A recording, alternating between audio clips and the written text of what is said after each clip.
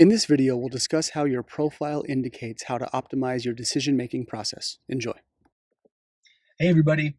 So if you watch my face reading videos, typically I like to be outdoors when I film, but this is the nature of content creation. Sometimes your schedule is what it is, so I'm in my vehicle today.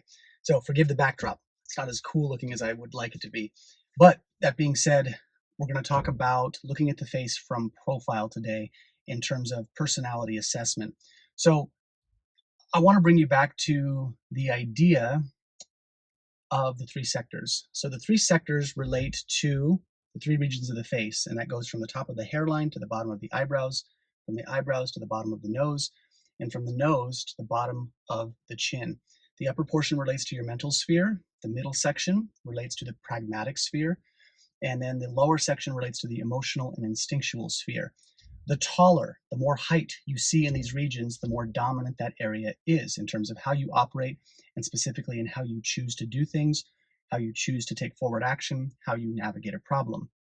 Now, take into account the height of these three sectors. That's important. But then from profile, we want to think about something about recession and protrusion. So when any region of the face recesses, the forehead slants back, or the jaw recedes. Typically, the nose doesn't recede, but it can be a bit more flat. But anytime we see receding of any kind, or like flat, or things moving back, this is a diminishment of those metrics, of the mental sphere, of the pragmatic sphere, or the emotional and instinctual sphere. Now, just the opposite is true when we're talking about protrusion. So when the forehead juts out, or the nose is really dominant, or the jaw juts out, then we're looking at an increase in those metrics. So the tricky part about face reading is that what you're doing with face reading is taking these things, these features that you're seeing, these proportions and these ratios, and then averaging them out. And that is tricky. That's an intuitive practice. And that's why face reading gets lumped into pseudoscience, and why it gets lumped into, woo-woo nonsense sometimes, is because you can't, give an exact answer to something. These are all intuitive metrics that you're trying to average out. And then from there, from talking to a person, understanding them, you get to know a bit more.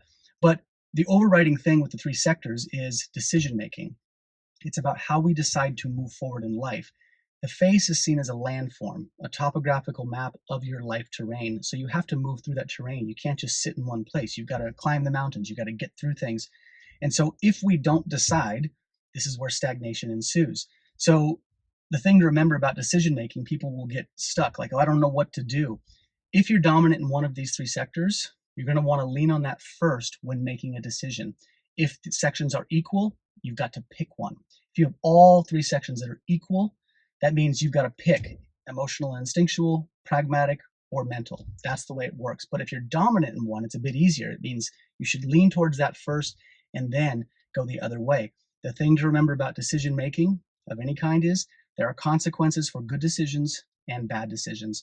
So a lot of times people don't make a decision because of there's going to be a consequence, whether they subconsciously are feeling that or they consciously know that.